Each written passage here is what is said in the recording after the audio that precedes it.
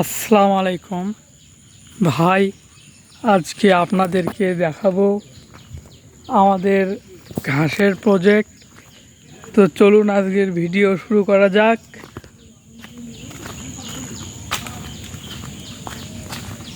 বেশি দূর না, এটা সামনেই।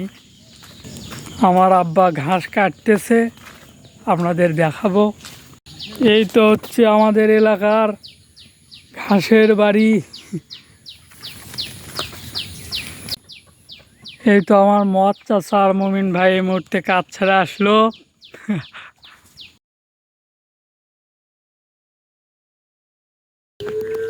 তো আপনারা যদি গরু ছাগল পালেন তাহলে কিন্তু ঘাসের বিকল্প নাই। শুধুমাত্র ভাত ভুসি খাইয়ে আপনি পালতে পারবেন না। এই জন্য এই যে এখানে আমার আব্বা গরুর জন্য ঘাস কাটিচ্ছে। আসসালামু আলাইকুম দর্শক ভাইয়েরা, আপনারা যদি গরু পালেন তাহলে এরকম ঘাস লাগাবেন। আমি ইন্টারভিউ লড়াচ্ছি।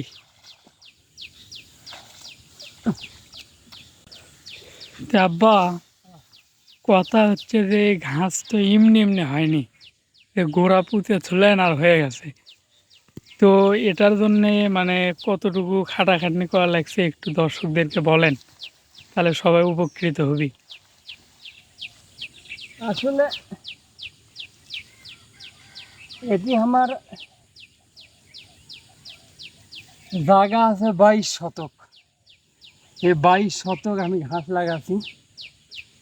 আমার সামান্য করে অনেক খ্যার দেওয়ার আগে আর ওই ঘাস সারাদিন ঘাস খায়। এই 22 শতক ঘাস দেখে আমার এক ভাই লাগাচ্ছে ওটি 16 শতক, আরেক ভাই লাগাচ্ছে এটি 20 শতক, আরেক ভাই ওটি লাগাচ্ছে 10 শতক, আর ওটি একজন লাগাচ্ছে 4 শতক আমার এই ঘাস দেখে।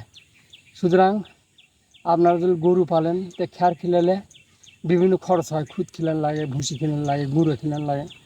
আর যদি সবুজ ঘাস আপনি লাগান ওগুলো কিচ্ছু লাগবে না, সামান্য খালি আমি খ্যার দেবেন আর সারাদিন এই ঘাস খাবেন। তো আজকের ভিডিওটা এই পর্যন্তই ছিল।